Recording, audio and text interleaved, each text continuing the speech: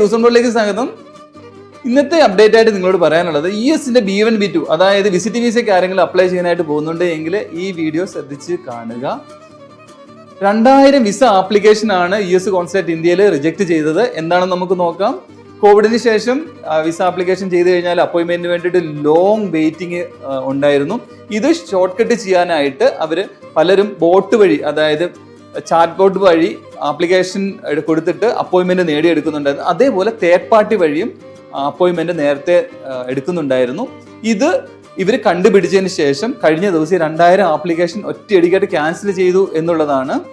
Visa അപ്പോയിന്റ്മെന്റിനായിട്ട് long waiting ആണ് വേണ്ടി വരുന്നത്. ഇന്ന് നമ്മൾ നോക്കുമ്പോൾ കാണുന്നത് ചെന്നൈയിലേക്ക് 436 ദിവസം കഴിഞ്ഞിട്ടാണ് അപ്പോയിന്റ്മെന്റ് ഉള്ളത്. അതുപോലെ ഹൈദരാബാദ് 429, കൊൽക്കത്ത 415, ബോംബെ 444, ഡൽഹി 442 ദിവസം കഴിഞ്ഞിട്ടാണ് അപ്പോയിന്റ്മെന്റ് ഇനിയുള്ളത്. അപ്പോൾ ഇത് നേരത്തെ ആക്കാൻ വേണ്ടി പലരും പല രീതിയിലും ശ്രമിച്ചിട്ടുണ്ടായിരുന്നു. അത് നേരത്തെ കുറേയൊക്കെ നടന്നിട്ടുണ്ടായിരുന്നു. പക്ഷേ കഴിഞ്ഞ ദിവസം ഇത് കണ്ടുപിടിച്ചിട്ട് പൂർണ്ണമായിട്ട് ഇവർ ആപ്ലിക്കേഷൻ ക്യാൻസൽ ചെയ്തു എന്നുള്ളതാണ്.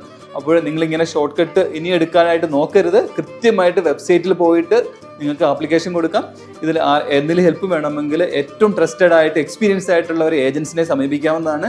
നിങ്ങൾക്ക് സ്വന്തമായിട്ട് ആപ്ലിക്കേഷൻ കൊടുക്കുന്നുണ്ട് എങ്കിൽ ഞാൻ ഇവിടെ അതിൻ്റെ റെഫറൻസ് വെബ്സൈറ്റുകളൊക്കെ ഇടാം.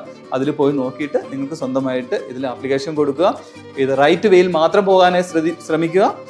ഇനിയും ഇതേപോലെ കണ്ടുപിടിച്ച് കഴിഞ്ഞാൽ തീർച്ചയായിട്ടും അവർ ആപ്ലിക്കേഷൻ ക്യാൻസൽ ചെയ്യുന്നതായിരിക്കും. Okay, thank you, by.